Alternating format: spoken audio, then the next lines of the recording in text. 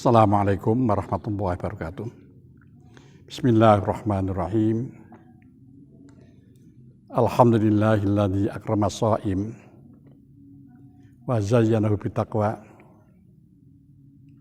Nahmaduhu wa nasta'inuhu wa nastaghfiruh. Wa may yahdihillahu fala mudilla lahu wa may yudlil fala hadiya lahu. Asyhadu an la ilaha illallah wahdahu la syarika lah wa asyhadu anna Muhammadan abduhu wa rasuluh. Allahumma shalli ala Muhammadin wa ala alihi wa sahbihi ajma'in. Amma ba'd. Ma'asyiral muslimin rahimakumullah. Kita sekarang berada dalam posisi bulan Ramadan, hari yang ke-12 insyaallah. Saya yakin ya, bahwa kita ini adalah ahli surga.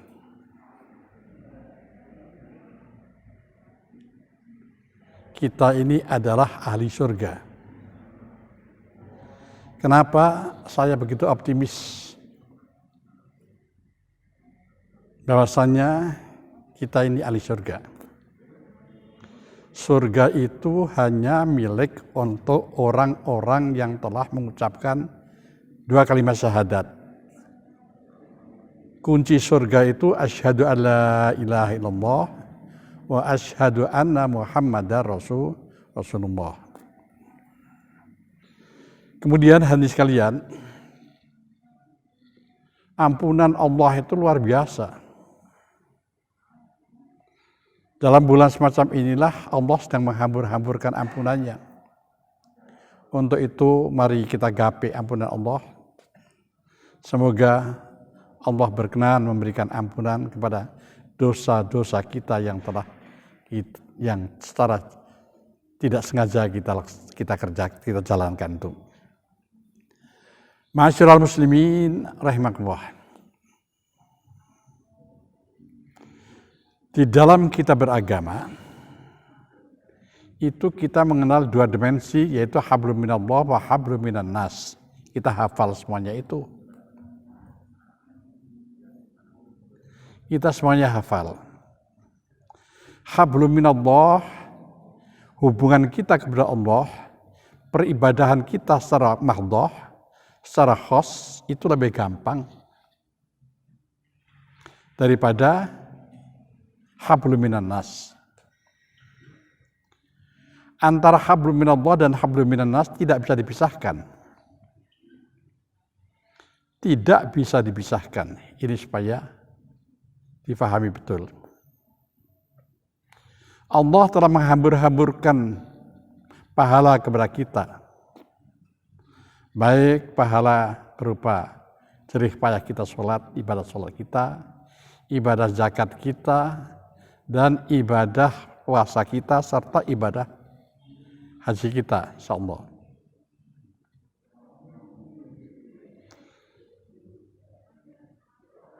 Berarti kita telah mengumpulkan banyak sekali pahala.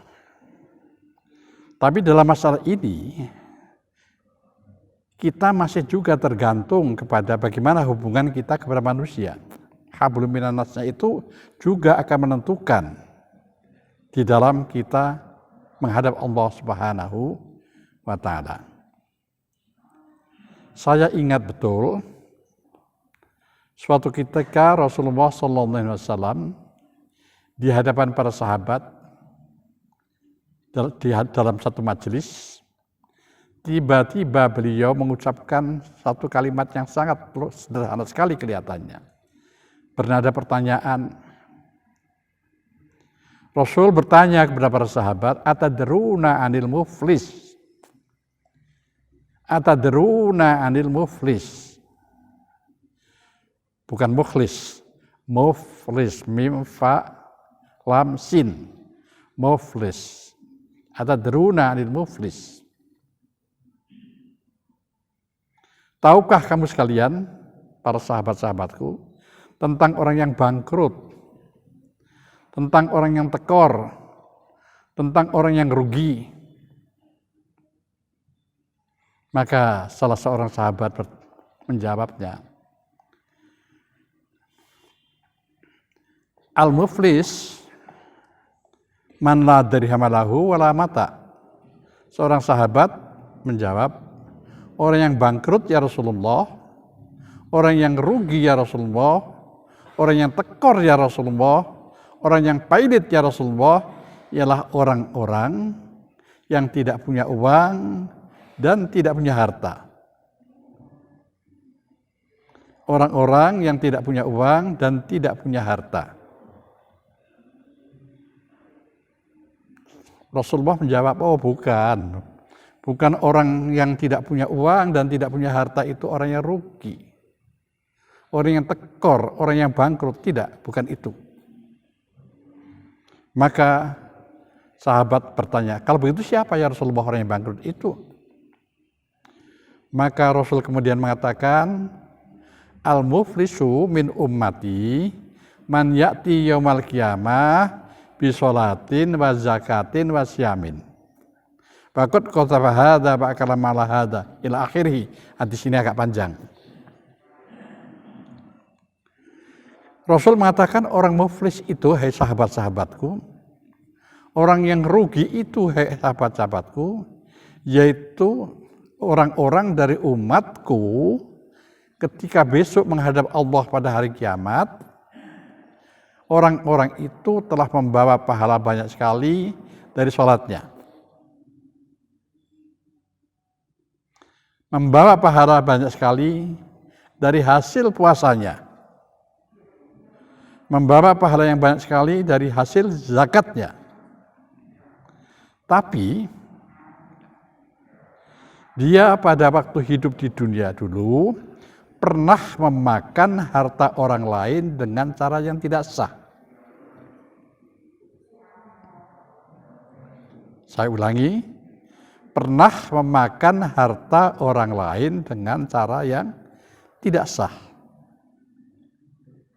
Artinya, harta itu milik orang lain, kita serobot, kita pakai dengan tidak mohon izin. Maka, ini termasuk orang yang pernah berbuat macam itu. Dan pernah memukul orang, dengan cara yang tidak menggunakan hukum-hukum yang sah, yang benar. Dan pernah juga membunuh orang dengan cara-cara yang tidak dibenarkan oleh agama. Tidak melalui prosedur pengadilan yang benar.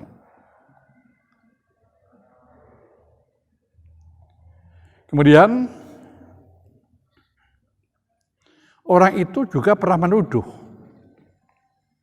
wanita-wanita muslimah yang terjaga kehormatannya dengan tuduhan berbuat zina. Maka, akibat perbuatan-perbuatan semacam itu, kata Rasulullah SAW, pahala dari jerih payah puasanya, pahala dari jerih payah sholatnya, dan dari zakatnya, nanti akan dibagikan kepada orang-orang yang telah dianiayanya itu. Akan dibagikan kepada orang yang pernah dipukulnya itu. Akan dibagikan kepada orang yang telah dibunuhnya itu. Akan dibagikan kepada orang yang hartanya dirampasnya. Akan dibagikan kepada wanita-wanita muslimah yang terjaga kehormatannya dengan tujuan berbuat zina itu. Maka akibatnya habis seluruh pahalanya itu. Bahkan setelah habis pun belum cukup. Karena dosanya terlalu banyak itu. Maka akibatnya dosa daripada orang-orang itu diambilnya, diberikan kepada orang yang berbuat aniaya itu. Kemudian Rasulullah mengatakan tidak ada tempat yang paling layak orang semacam itu kecuali siksaan api neraka. Masyaallah muslimin rahimakumullah. Petunjuk Rasulullah ini sangat sederhana kelihatannya. Di dalam kita beragama, hablum minan nas itu sangat menentukan kedudukan kita di hadapan Allah Subhanahu wa Ta'ala. Pantas suatu ketika Rasulullah SAW juga bersabda dengan menuding seorang wanita yang mengatakan wanita itu nanti akan masuk neraka, katanya. Ya finnar, ibu itu nanti masuk neraka. Para sahabat terkejut. Kenapa ya Rasulullah dia akan masuk neraka? Padahal saya tahu betul dia ahli sholat. Saya tahu betul dia ahli sholat sunnah. Saya tahu betul dia ahli puasa dan ahli puasa sunnah. Kenapa dia masuk neraka ya Rasulullah? Rasul mengatakan dia suka menyakiti hati tetangganya. Coba. Menyakiti hati tetangganya itu menjadi ancaman neraka.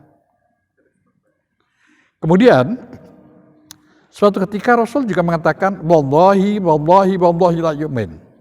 Demi Allah, laki-laki itu tidak termasuk orang yang beriman. Terkejut para sahabat karena para sahabat tahu bagaimana gigihnya, aktifnya orang itu beribadah. Tapi justru Rasul mengatakan dia tidak beriman. Para sahabat tanya, kenapa ya Rasulullah? Dia tidak termasuk golongan orang beriman. Rasul menjawab, dia suka mengganggu ketenangan tetangga. Saya ulangi, dia suka mengganggu ketenangan tetangga. Demikian Bapak-bapak, masyaallah muslimin rahmatullah, maka berhati-hatilah kita kepada tetangga, jangan sampai kita menyakiti hati tetangga, jangan sampai pula kita membuat ketidaktenangan. Pada bulan puasa semacam ini, pernah suatu ketika Rasulullah Imam Syafi'i pesan kepada para santri-santrinya, banyak-banyaklah engkau membaca Quran, hai santri-santriku, tapi ingat jangan engkau membaca Al-Quran di tengah malam, sedang tetangga-tetanggamu itu sedang beristirahat, sehingga istirahatnya itu terganggu. Demikian kurang lebihnya, mohon maaf. Wassalamualaikum warahmatullahi wabarakatuh. Amin.